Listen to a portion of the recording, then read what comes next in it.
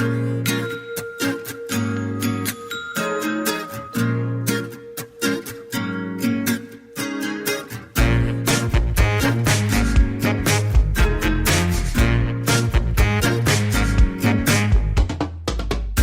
folks, welcome to Free Press Sports with Carlos and Shawn. Carlos, it's good to see you, man. It's good to have you back.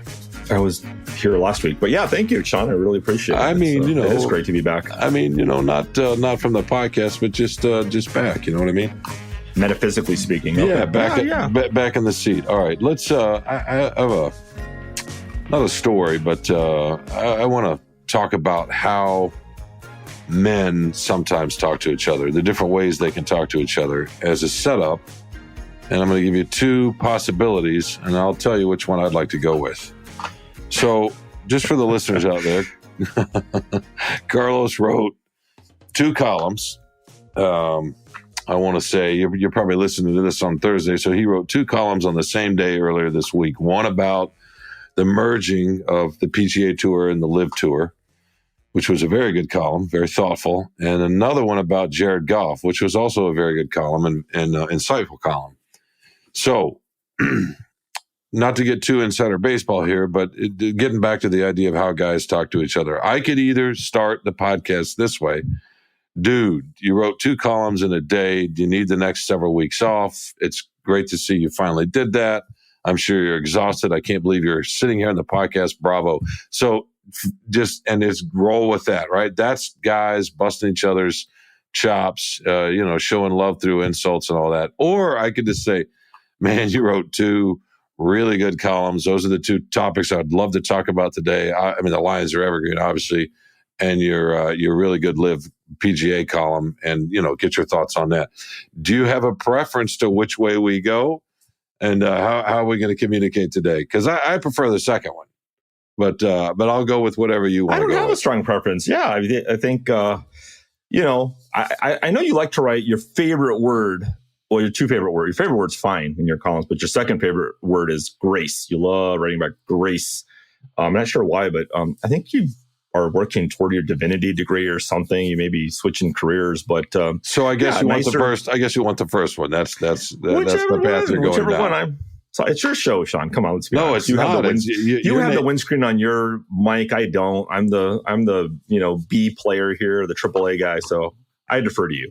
No, your name is first, so it's your show, and you're the one that wrote two columns, and both of them very good. And I'm gonna by the time this comes out, there'll probably be a second golf column, but it'll be a little bit different. It won't be as insightful as Carlos's. See, that's the other thing. You can also communicate, I guess, in self-deprecation, and I guess that would be a third avenue. But I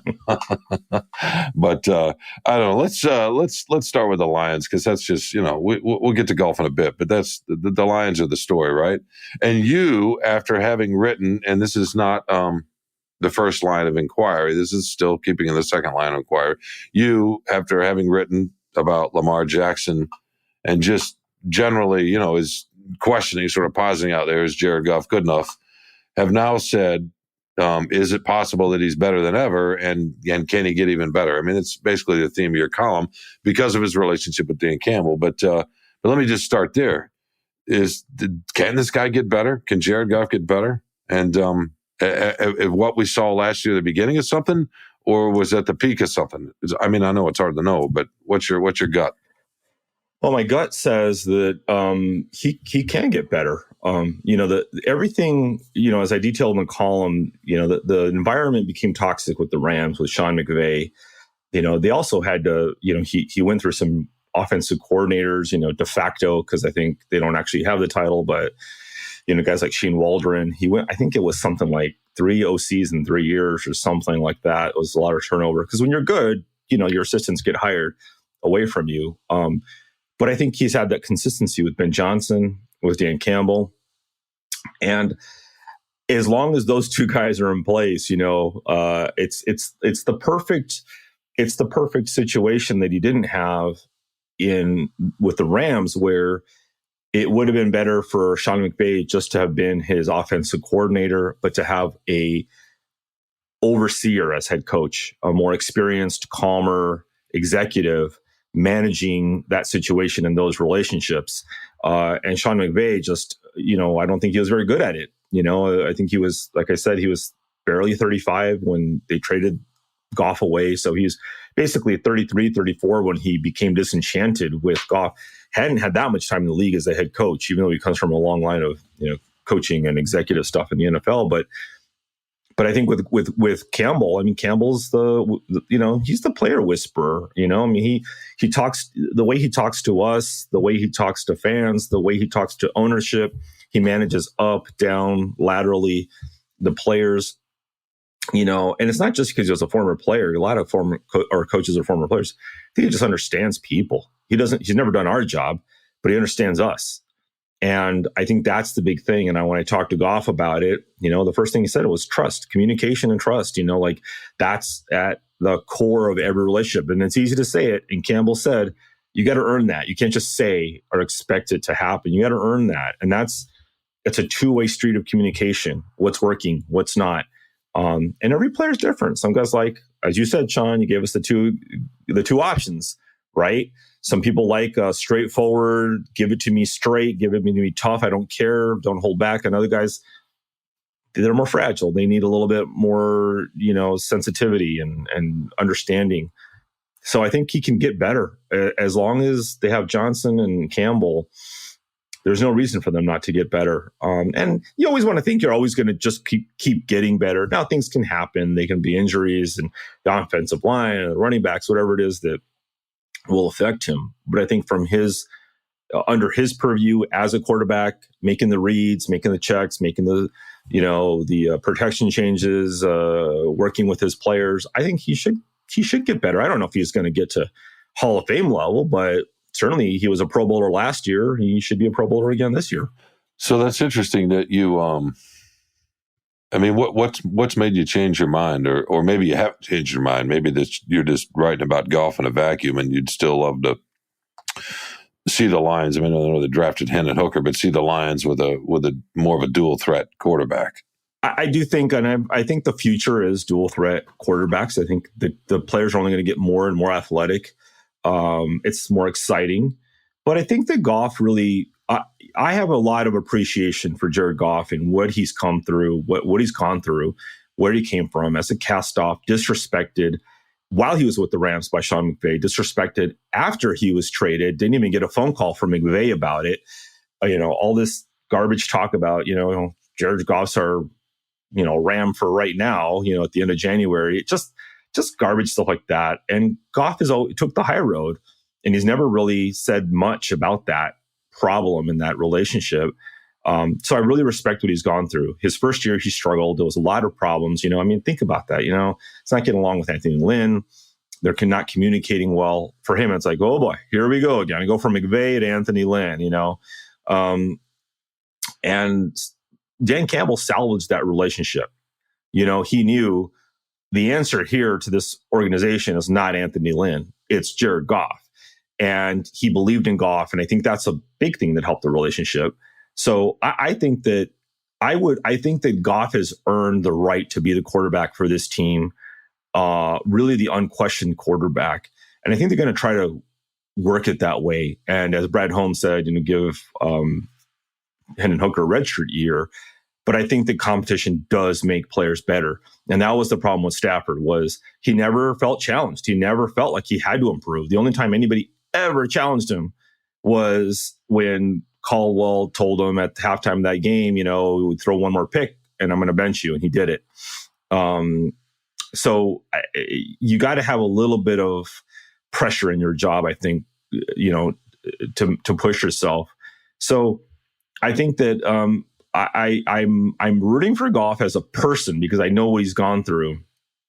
But I would like to see competition and see him pushed by Hendon Hooker. And who knows what Hendon Hooker is going to be. All we have is college tape, right? But it was good college tape. And that would be exciting to have a player like that, a Josh Allen guy or a Lamar Jackson or a, Patrick Mahomes or whatever, Justin Fields, these dynamic players are fun to watch. And I think they're the future. And, I don't know if Goff is going to stick around, if he's going to, sign a long contract. He was kind of not weird about it, but when talked about it on Tuesday. It was he could have won a hand at the Texas Hold'em poker table because he just wasn't saying much about it. But most guys say, I'd love to see a deal come together, but he didn't say that. So maybe he's wanting to see where Ben Johnson goes. Maybe Ben Johnson goes somewhere and says, hey, maybe it's time to trade for Jared Goff, or you're going to be my guy here. I don't know. But it's going to be interesting. But I'm rooting for Goff. And I hope he does well this year. How about you? Who do you think he should be the guy, or do you want to see more competition? No, I'd like to see. I mean, to me, he's 28 and he's entering the prime athletic years, right? Especially at that position. And obviously, there are great quarterbacks out there that have won big before. I mean, Patrick Mahomes is the best example, modern, recent example. And Tom Brady won young, et cetera, et cetera. I mean, it's done. There are quarterbacks that do it, but sometimes we forget that that the perfect sort of meld of God, that word, the perfect sort of meeting of your sense of the world, your sense of yourself, and your understanding of systems around you, whatever it is, whether it's football or writing or building a home, and then your physical abilities is kind of right where Goff is. He's kind of getting in, maybe 27, but it's kind of right in that area. So to me, and based on the quotes that you got out of him and Campbell, Dan Campbell, to me, just sort of talking about how much he's developed in the last couple of years within the Lions system, and how much he understands and how comfortable he feels. Most importantly, to me, that's the most important thing. Yeah, I mean, why not see where it goes? And it's interesting to get back to your point about, some guys like it straightforward, some guys are more sensitive. I think, yeah, we're all varying degrees of sensitive in terms of how we hear things and what we respond to and what triggers us. But I think most people want it straightforward. It's just, how are you going to deliver the straightforward message? And I zero in on a quote in your golf column, about the way Campbell talked to him. He said he praised him when he did something well, and he said he tells him, you need to fix this.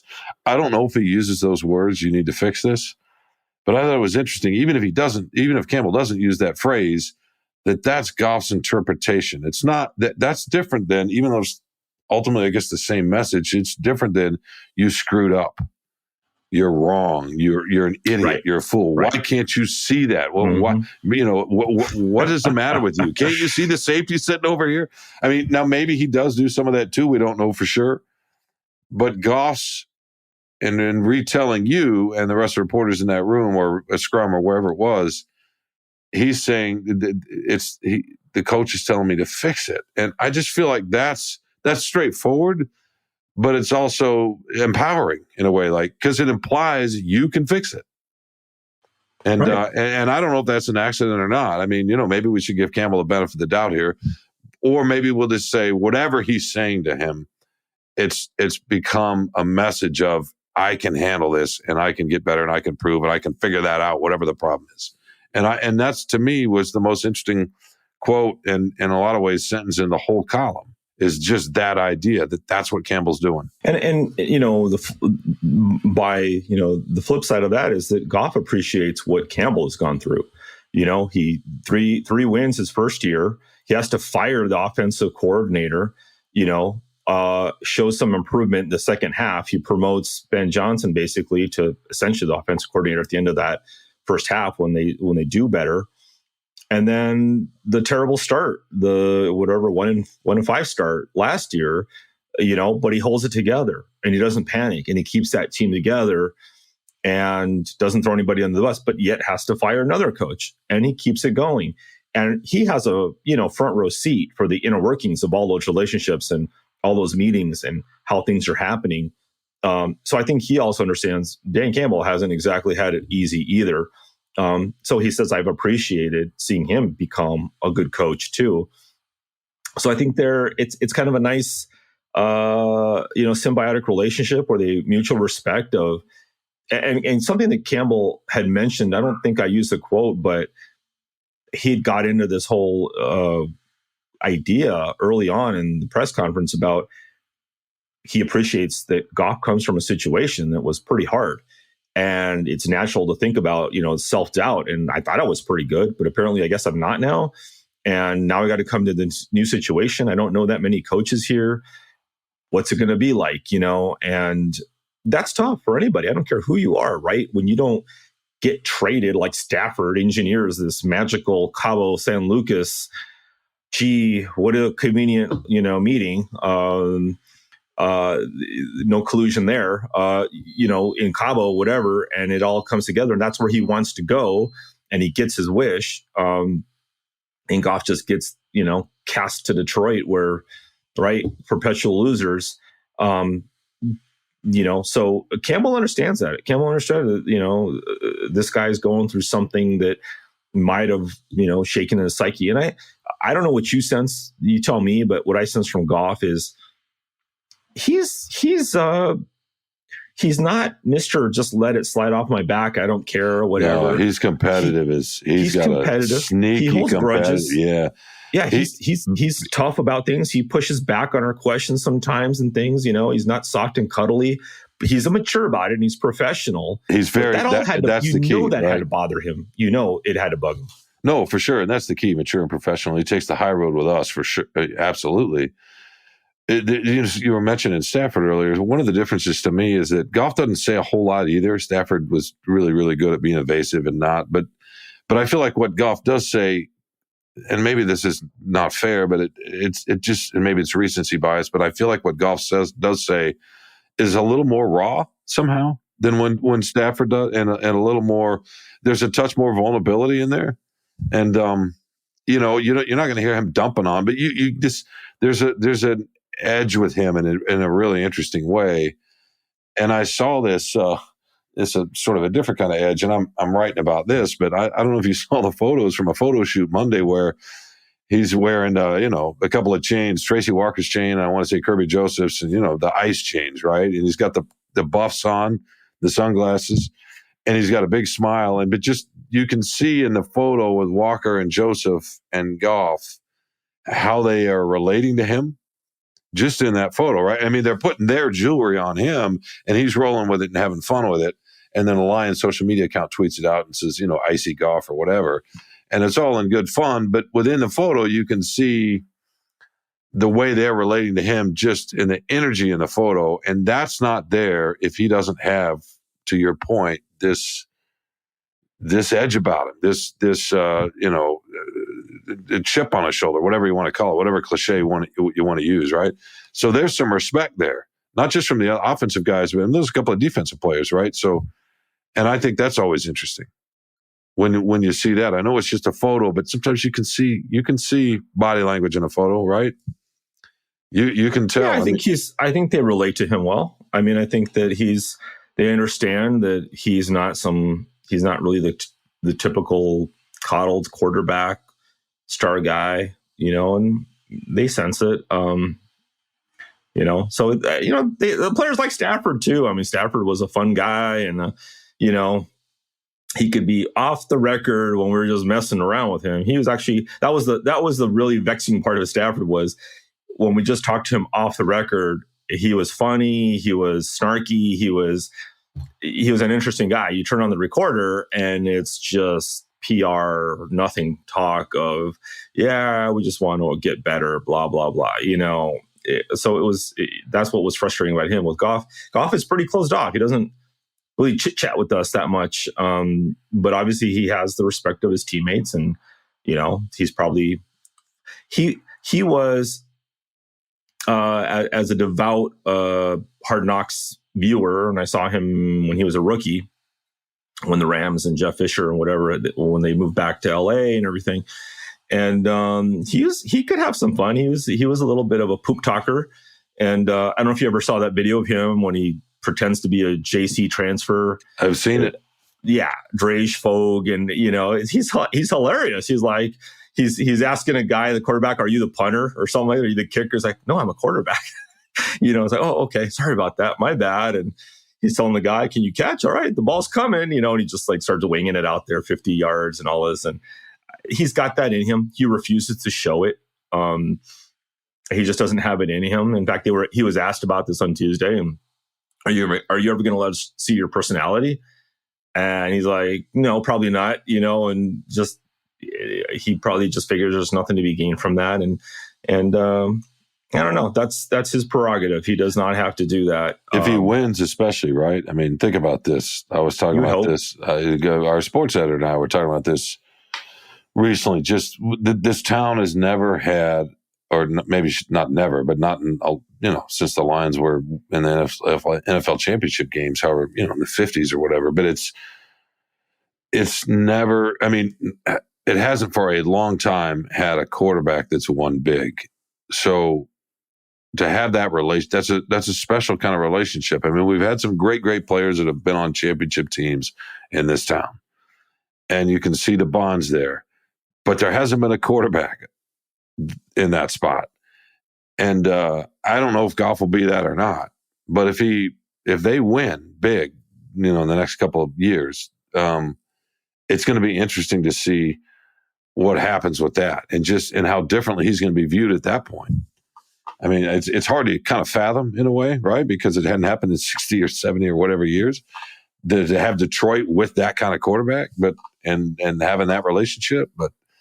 But he's got at least an outside chance, right? I mean, I don't know what the odds are, but there's a little chance, maybe more than a little chance. Who knows? Maybe the team will be so good around him in a couple of years that, right? Who knows? This is, I mean, you're free to ask him next time you talk to him. You think it can be the next Tobin Rote, I guess. But he's going to be, if they win big and all that, he's kind of sort of going to be their Iserman in a way, and that Iserman wasn't super interesting and open with media and all that. He just was steady and a really great player, but he wasn't exciting and accessible. So that's okay. You can have your Darren McCartys and other people to take that, and maybe Jameson Williams and Aiden Hutchinson will play those colorful roles. But I don't know if Patrick Mahomes is that way either. You don't see a lot about him. No, but he's beloved and look, Goff's not Mahomes, but Mahomes is beloved in that market in Kansas City in a way that's just different. And I mean, Brady too, right? Yeah, Brady, right. No, you get that.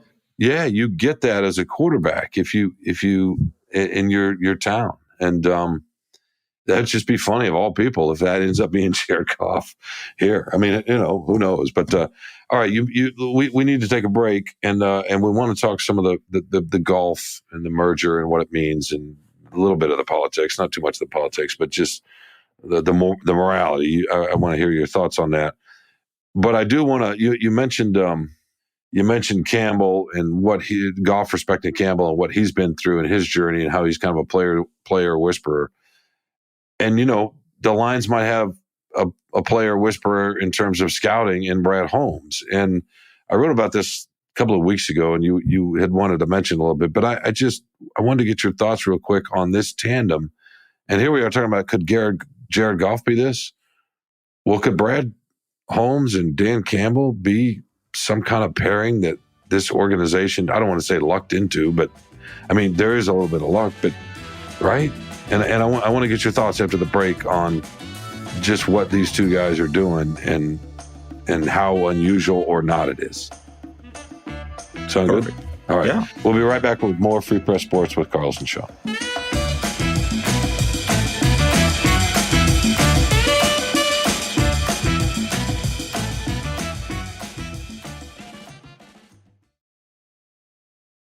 Welcome back to Free Press Sports with Carlos and Shawn. So, Carlos, last week, the general manager of the Golden State Warriors, Bob Myers, walked away from an offer to make him the highest paid general manager in the NBA, probably all of sports or close to it. After 10-year run or something, 4 NBA championships, et cetera, et cetera. He just wanted to break. He wants to do something different. Maybe he wants to go take another team down the road. Who knows? He has his reasons. That's all beside the point. What's interesting is that when he sat with the media, I saw a couple of clips where he was talking about his relationship with Steve Kerr, the Golden State Warriors head coach, and how close they've been and how well they've worked together and how similarly they see everything. And he said the reason he was talking about that was because he wanted us to know, meaning media and to some degree fans, to know that by and large, the general manager coach relationship in especially football, basketball, and probably hockey too, is designed to make enemies of one another, right? He said it's designed to fail in a lot of ways, not organizationally necessarily, but just the personal relationship. That it's rife. It can be rife with pettiness, with resentments. Hey, give me better players from the coach, right? If from the general manager, develop the players I'm getting you, coach, right? That there's a natural system at play that sort of pits one against the other. And Myers was talking about, so that's why it is somewhat unusual to have that relationship. And it made me think of Holmes and Campbell a little bit. We got a long way to see how this plays out, but it sure seems like there is a like-mindedness so far in the way they see football, players, just their interactions. Obviously, you can talk about all the playfulness with the T-shirts and the images and all that. But had you thought about it that way before? That fundamental relationship is often designed to make enemies of one another and gives you a lot of room to point fingers and blame the other. Yeah, I mean it is a weird system. If you watch the movie Moneyball, that's an extreme example. But I want Pena at first. I want Hadaball, whatever. So that's extreme. But yeah, it's always how does that work? How does that symbiotic relationship work? As far as I'm getting you the talent. No, you aren't. I need this guy. Can't get him. You have enough talent, and it's hard, especially when you find success, right? It's people have egos and they want to take charge and they want to have credit, and who gets credit for this. So it's tough. It's not that it can't work. It does work. People have to find a way to make it work. And the problem is, do you stay in your lane? I mean, who was it? They said Patricia and Quinn, right? Used to talk about how the carpet between their offices was worn down because they'd go back and forth and talk to each other so much and whatever. So, and then when it goes bad, everybody starts pointing fingers. But it's a tough relationship to get right. High pressure. And I have thought about this. I think we did talk about it at one point. It was probably off camera or something, but I did think about when you brought up Bob Myers recently, and I remember at the very first press conferences for both Holmes and Campbell. I remember more Campbell saying this, but they talked about this idea of service leadership, and Campbell talked about how the true alpha dog doesn't have to get his way. He knows how to back off, and he doesn't have to exert his influence and his I make a power move and I'm in charge. And we see Campbell a lot more than we see Holmes. So I don't have a stronger read on Holmes, but from Campbell, I definitely have the read on him that he would take a back seat for the bigger picture. And that's why, Campbell is such a fascinating character because everything about him screams, meathead dude who's former athlete and whatever. And especially from my perspective, I covered him when he was a Lion and he wouldn't talk. And I thought, I gave him one or two chances. And I was like, you're just a jerk meathead who won't talk, and I just wrote him off and good luck to you, In fact, when he was, I think I mentioned this a long time before, but he was hired by the Dolphins as a tight ends coach or assistant, whatever it was, he was a tight ends coach. And I was like, this guy's a coach, but I was so impressed because they did feature him on the show and when Philbin was a coach there. And it was like, wow, he's complete opposite of the player that I thought I knew. But yeah, I see that, and you have to back off. There has to be give and take. You can't have two alphas out there. And maybe Holmes backs off too. We just don't talk to him as much about that stuff. But yeah, whatever it is, whatever they're doing is working. So it's great to see. Of course, you can also, Moneyball worked too for the A's, and so they didn't get along. Art Howe and Billy Beane didn't really get along, but it worked. It did. Didn't he eventually replace him? or no, that took a minute though, didn't it? Yeah, I mean, they were together for a little while. Yeah, they were. I remember our house family was really upset at the portrayal. And that were movie. they? Yeah. I remember. Hey, man, Philip Seymour Hoffman. Right. No, I know one of the greats, but no, it's interesting. No, the other thing that makes interesting that their pairing to me really, really interesting is that, and I wrote about this, I think, a little bit, but probably not very well, as you would point out. But the idea that the general manager didn't hire the coach, so that changes the nature of the relationship too. That gives you a little bit of a better chance, right? So then there's a little bit more loyalty and deference immediately, unless the coach is, a Super Bowl winning, big name coach, I guess. But not like Monty Williams coming into the Pistons with Troy Weaver. He hadn't won a title, but he has a lot of cachet. In any case, that the idea that they were hired separately in parallel systems within a week of each other that's fairly rare. And the fact that they were brought in for their own reasons by the top of the organization without really okaying the other could lead to, hey, I'm going to create my little fiefdom and I'm going to, do this over here. I don't want to share this. I don't want to share that, whatever. But it's been the opposite. And, the Lions and Chris Spielman and we've talked about Sheila Ford-Hamp before. They both deserve credit for at least guessing right on these two personalities that was going to work. And because that's unusual, sure. Right? It's unusual. I mean, I don't know if it's that unusual, but the thing that that Spielman told these guys, and Sheila told them, but mostly probably through Spielman when he hired him, is you guys are going to get along and you are going to communicate to the rest of the staff, to the leadership. You're not going to be like Patricia and Quinn, who definitely circled the wagons. They had two wagons and they circled them and they shut everybody else out. It was just them two against the world. We know what we're doing. We're basically Bill Belichick in one person, in two people. And that's what sowed a lot of dissension and disharmony throughout the organization. And they talked about that. Sheila talked about that, and Rod Wood, and they talked about we need cooperative spirit here. So whether they were going to work out or not, the main thing was you guys need to come in here and communicate with each other, communicate with us, so that there's no secrecy, ill will, whatever it is. And they've lived up to that, I think, and that's been a big part of it. The winning has been great, but let me ask you: do you have a read right now?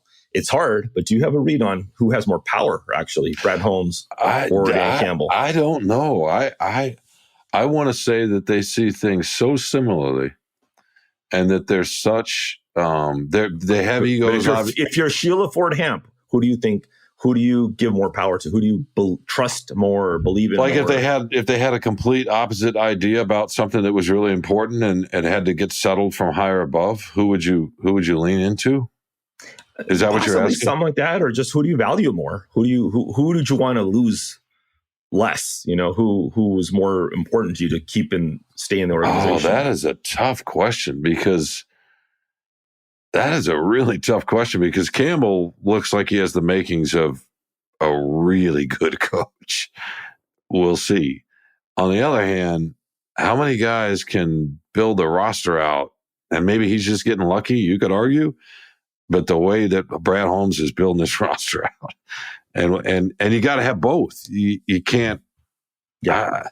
I mean, I guess you have to say that you can't win without talent. So maybe that's where you lean. On the other hand, Campbell may end up being a special coach. But then even a special coach can't. I mean, Bill Belichick hasn't won, right, lately. So what does that get you? Yeah. That's a tough one, man. I guess I would go GM just because it seems like finding a special GM is harder. Maybe not. That's just anecdotal. I think you're right. I think Brad Holmes hasn't missed too much. And we're also rolling in free agency. He had a little rough go of it his first year with the receivers in free agency. And, obviously Jameson Williams is a little bit of a black eye with the suspension. Little things, right? Not huge things, but for the most part, And yes, the personnel department, the scouts, all this, really big system, that he's in charge of, that's what supports him and everything. But he makes the call. And he's made a lot of really good calls. And Campbell was struggling, his first year, really low expectations, but his second year, he could have been fired after his second year if that losing had continued, but you have to give him, there's two things with Campbell. I think you have to give him credit for riding the ship the way he did, making really hard decisions, keeping the organization together, making everybody look good. And I've always said this, the number one thing for any coach or whatever, high profile, personnel person or coach, is your boss is a billionaire who doesn't like being embarrassed. Do not embarrass them. Making them look good is great, but don't embarrass them. And Dan Campbell made Sheila Ford-Hamp and the Lions look really good because he really showed, you guys hired the right person, because even if this is going to fail, I'm doing it the right way. I'm keeping it together. I'm not lashing out. I'm making hard decisions. And that's rare. I mean, it's rare to find that kind of stuff. So ultimately within the organization, I would say if you have the personnel guy who knows how to pick guys and see how this draft turns out, but if he has 3 drafts that are 2 really good drafts, excellent drafts, to 1 really good draft, even, that's saying 3 out of the box is tough. So first time as a GM too. So I think they'd want to hold on to Holmes longer. But Campbell's the star of that show. I mean, I know it's true. That's just so tough. What's interesting too is I was thinking about, the traditional role of a general manager. They didn't go get Holmes and then say, okay, go find a coach, right? They were determined to change the culture, and they had enough belief. And when we say they, we're basically talking about Sheila Ford-Hamp and Chris Spielman, and maybe to some degree Rod Wood. But they wanted to bring the light into that building in Allen Park, and so they had enough confidence in their own ability to be able to do that. Because normally you go hire a GM and say, okay, you go find the coach. And I know that happens a lot still, but the Pistons are interesting, and we probably should have made a segment for the Pistons today, but we'll get to them. We got the NBA draft coming up, not too much longer. But the idea that Troy Weaver, the Pistons general manager, I don't think got to hire necessarily his coach, at least if you believe the reports and from some things that I've been told. Like, he had a list of candidates. He had a top candidate. The owner of the team, Tom Gores, wasn't necessarily enamored with that candidate. And there was another high-ranking administrator in the organization that wanted a third candidate. And if they hadn't gotten Monty Williams, were going to compromise with a fourth candidate, or maybe a third candidate. Anyway, I'm confusing myself here. But Gores stepped in, right? So the GM doesn't always have free rein to go hire the coach anyway, even though he initiates the process and does the headhunting and narrows it down and all that. Gores is the one that says reportedly, hey, let's make another run at Monty Williams. Yeah. That was Gores. I don't know if it'll work or not. He's done that twice. He's gone out and paid big money for former, Van Gundy was a coach in the finals and had success with 2 different teams. Dwayne Casey was a coach of the year and a coach in the Eastern Conference Finals, and paid big money to both. And, we know the record. So got to have players. Well, one thing, I mean, that always, in a way, I've always thought that helps the GM to not have it be his fault, his call. Because if it fails, it's like, hey, that wasn't my guy. It helps you a little bit with your job security. But getting back to the Lions, I mean, one of the things, like you said, bringing light into the building, Sheila Hamp and her husband, Steve, they're always pretty much at the hip all the time. They come to practices together and games together, are always with each other. And they were at watching practice, and that's happened before. I mean, under other coaches and stuff. But it was interesting, and this is OTA, so it's not like his training camp. It's not that intense. And Steve Hamp was talking to Dan Campbell for a long time, just by himself.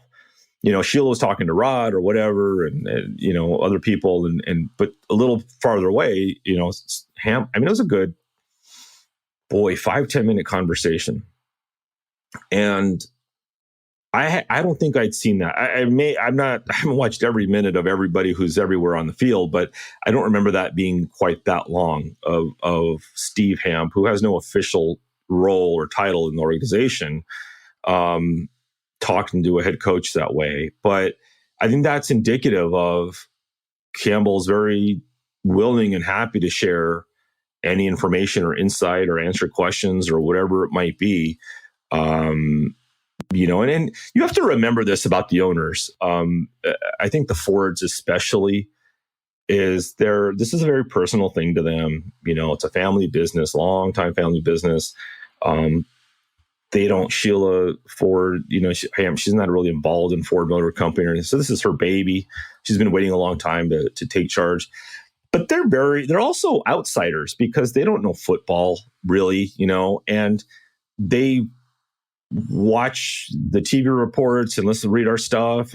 But they're curious, like, hey, I'm sure they ask them sometimes, hey, you got that question? Like, who asked that question the other day or whatever? Why, how, it was an interesting answer, or I hadn't thought about it this way. Why did you answer? Why isn't this happening? Or why didn't, are you concerned about Jameson? Well, whatever it might be. I mean, this is their opportunity. They're kind of the ultimate fan in some way. They get access to whoever they want and ask them about, like, why is this happening? And why isn't this a problem? Or why, So, and it's great. It's great that they're there, that they're involved, that Steve Hamp is involved in some way.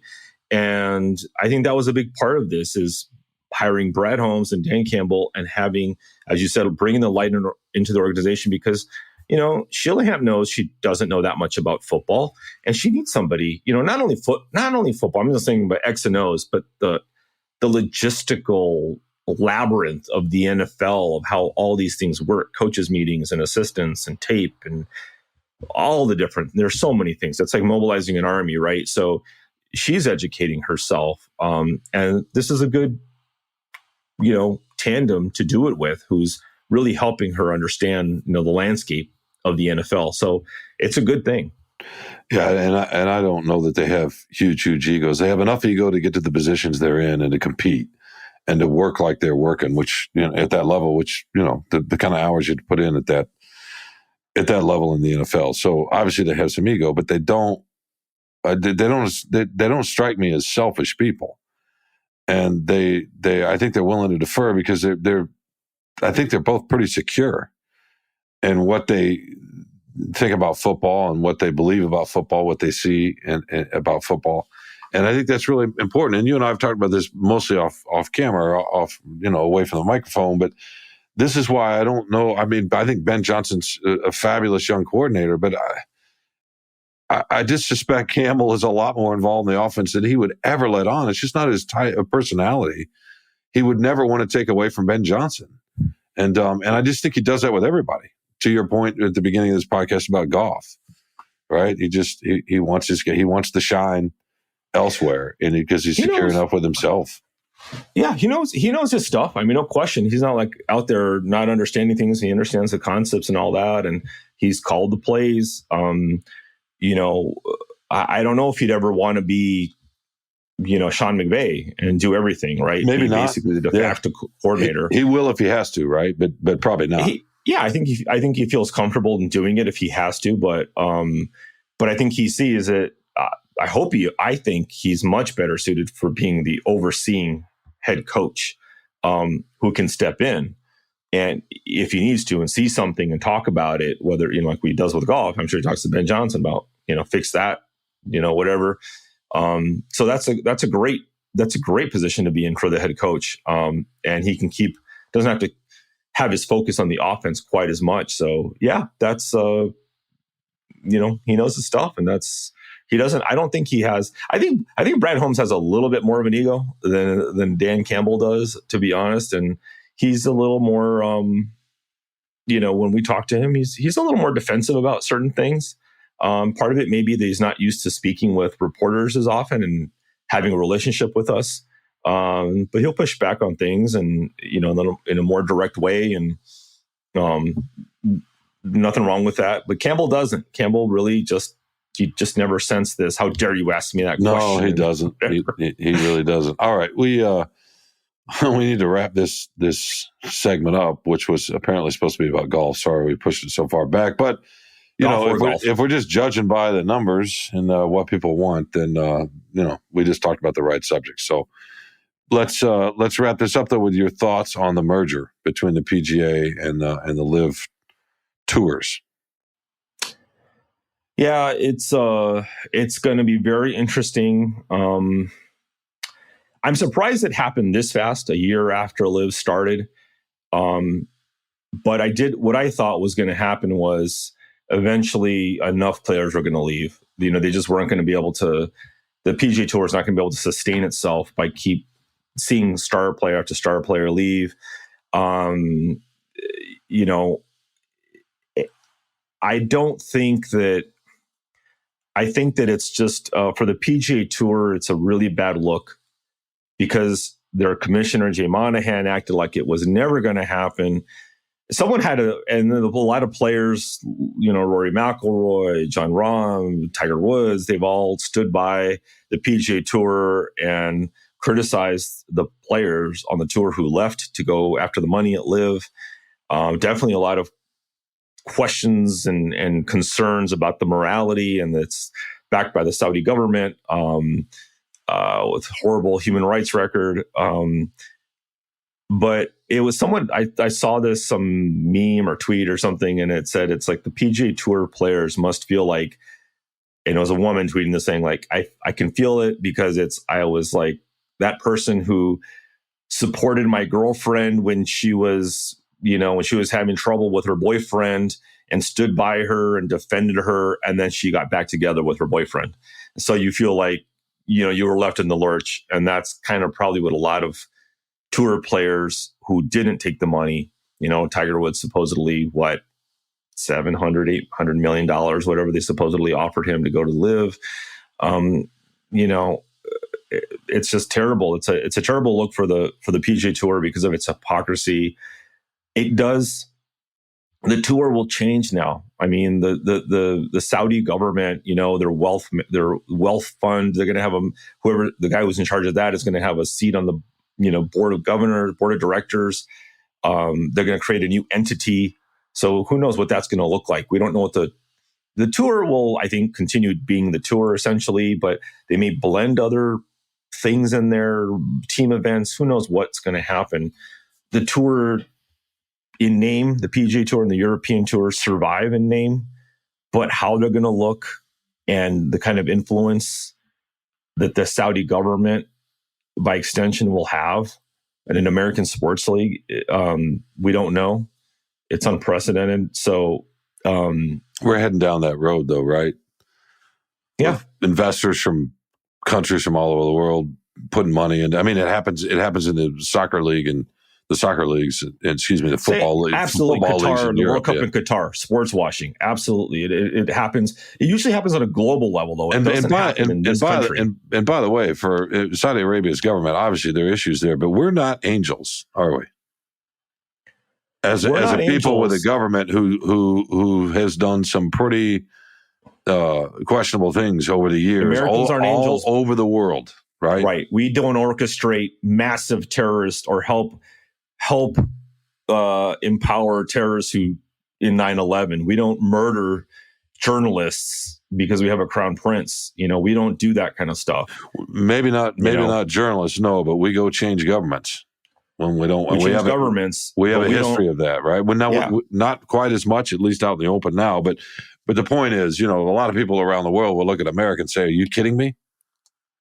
Right? America is no different. I think, to me, America is no different as a large government than any other large government. They all have their political, ideology, their war actions, their military strikes, their intelligence agencies doing absolutely. Everybody has their CIA, their FBI, whatever it is. Everybody has that, But all the different. And if you want to I don't even want to even quibble about like the free right, the free speech stuff, women's rights, so gay rights, that kind of stuff. Like we're not all equal societies, right? It's not that's not unique to Saudi Arabia, But I'm just concerned about what after you've spoken out about this, and Jay Monahan famously said, hey, anybody who's going to live tour, and it was true. They all had to basically apologize and come up with a reason for it. They're not so bad. I think they've learned their lesson. Maybe they won't kill anybody this week. And are they tweeting on? Nobody's ever had to apologize for being on the PGA Tour. Well, now they're going to start having to apologize for being on the PGA Tour. And are they saying that or tweeting that on a phone that was made in China, which is a country that has its own issues of human rights abuses and tamps down on free speech and all sorts of issues, right? I mean, that's the problem with our world today. We're all so interconnected and relying on each other in economic ways and cultural ways and technological ways that, what does clean money even mean? Well, I think that's different. Like for the NBA to, want to reach into the Chinese market and that kind of stuff, or any league or whatever, then giving someone from the Chinese government a say in your league, direct influence in your league, that's where it's different. And especially when you've had, pretty damning evidence that they've worked against your country and murdered people who are your citizens, that's the thing that's really, really concerning. The 9/11, there's a family coalition, families from, who are survivors from the 9/11 attacks who condemned this move by the PGA Tour. There's going to be protests, I'm sure. It's not over. I mean, it's not, as much as they just want to pretend they're all friends now and we're one big happy family and this saves golf.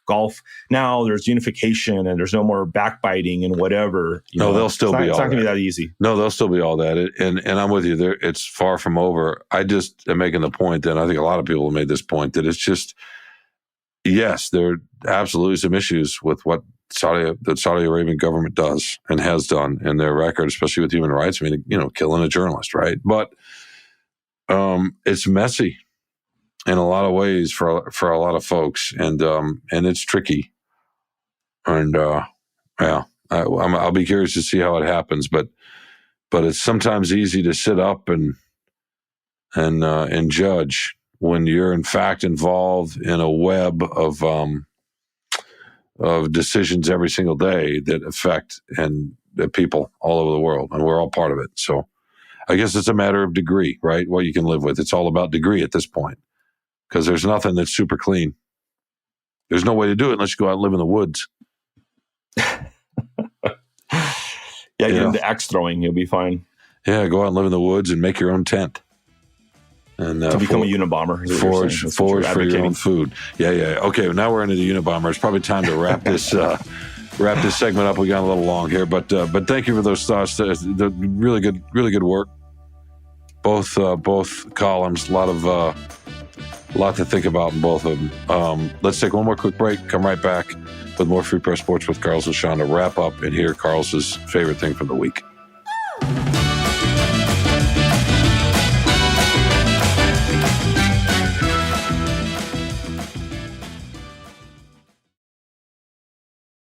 Welcome back to Free Press Sports with Carlos and Shawn. Carlos, it's that time of the show. I want to hear what made you smile and laugh and giggle even. Well, this is an easy one, actually, because it just happened today as we're recording. As you know, Shawn, we play on you've been out to see us, Free Press co-ed softball team on Belle Isle. And I might be pressed into pitching this week. And I haven't done it in a game in live action, but your boy, Mike Elrick, is out. I don't know where he is. It's like, where in the world is Carmen Sandiego? I think he's somewhere overseas or something. And I don't know if he's quite there yet. He's on his way to Scotland, though. Okay. So his soccer can find him there. Scotland. Shawn will text you the address and you can find Mike Elrick. Probably Mayor Duggan is going to find him. So anyway, he's our star pitcher. He's our Verlander. He's our Nolan Ryan. He's been a stud, and he's going to miss a few games. So we're kind of having to pitch by committee. So today, my daughter Audrey's back from college, and I said, "Hey, do you mind? I got to throw a few pitches. I got to go practice at a local playground." So she comes out just to shag the balls behind the plate, and my kids did not play sports, Shawn, at all. We offered it to them, we encouraged them. The line that they drew in the sand was, I will play AYSO soccer or Little League baseball or softball, but I don't want to practice. That was the thing. When I explained to them, you have to go to practices too. They pulled an Allen Iverson and was like, nope, hard no. And so they never did it. And I'm not going to, we've never been the kind of parents to push our kids and force them to do something. We've certainly strongly encouraged them to do certain things. But when it came to sports, I've sat through enough Little League games in my life as a writer and a friend and a whatever uncle that I was like, do I really want to be pushing my kid to play soccer so I can sit there in the rain and watch them, chase the ball or whatever and not enjoy it? But today we go out and Audrey's catching the ball and she has a pretty good arm on her, Shawn. And she didn't even know how to put the glove on. She goes, which one does this go on? And I had to explain to her, well, you want to throw with your right hand, so you need to catch with your left. And she had the same instinct that I had when I was 5 years old but I think I could catch it better with my right because that's my dominant. So I had to explain that. And yet she's suddenly throwing it from catcher to pitcher almost on the fly, pretty accurately. And then I have her hit a few balls. We do a little soft toss. I explain how to hold the bat, how to swing it. She takes some wax. She's almost hitting it out of the infield. Wow. She's 18. And I'm like, this is almost savant stuff. And I have a good arm. I have a pretty good arm. So maybe she got the gene of the good arm from me. She did not get it from my wife. I can tell you that. So I was really impressed. And like, maybe she had this talent. I was like, she might have been a pretty good softball player or baseball player when she was a kid. So I don't know. She might be joining us for our co-ed team maybe later this summer. But it was a really fun experience to see your kid kind of do something that, that you had no idea they could do. So that was by far my favorite thing. Oh, that's awesome. Well, I would say my favorite thing was a grad party that we hosted for my niece. She graduated from college and with a degree in theater. About to go off on a tour and an internship to do lighting for a stage for a country music festival, which is really cool. And we had family stay with us for a few days, and we had probably 60 people at the party, and I barbecued and all that. Had tremendous help from my kids cooking and setting up, and that was great. I would say that's my favorite thing. But I think my favorite thing, actually, Carlos, is that this morning, and I'm a little, to be honest with you, this time of the year is when we start taking some time off, and I'm a little bit. Let's just say I'm ready for some. It's been a long several months. In any case, I was trying to figure out this morning. We were talking about recording the podcast and the Lions mini camp, and I had an idea for a column that didn't involve me going to Allen Park because we couldn't I couldn't go to the practice and record, and we had to record, and I'll be at the next practice, so that all works fine. But I was panicking a little bit because I was trying to figure out, well, should I go in and listen to Dan Campbell? Do I have time for that? And I was trying to figure out what I could write, and I didn't want to step on your toes. I wasn't sure what you'd written, and I'd never bothered to look at the newspaper. I just knew the golf was out there. And so I was panicking, texting you, trying to figure it out. And I was like, just tell me what you write so I can go. And I could and so I started down the highway and finally thought, I'll call our editor. And I figured it out, and he told me. And so I just turned around. And I was like, oh, where's Carlos? Where's my pal? And then I come to find out you're actually, at a medical office somewhere. And then I felt like a total fool. And of course said, my bad.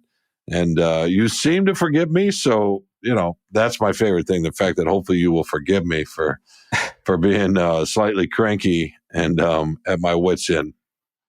Oh, no, it was, I'll have to detail this later when we talk. But today was one of the craziest mornings. And when all this was going on, I was in the shower. I'm trying to get out of the house to get to the doctor in time and this and that. You know how it is, right? When you're trying to get out, like, bing, bing, bing, bing, all the texts are coming. And it wasn't just from you, by the way.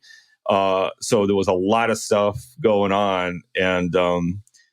And I think I did respond about because we weren't even sure what the time podcast. Yeah, you responded about the podcast.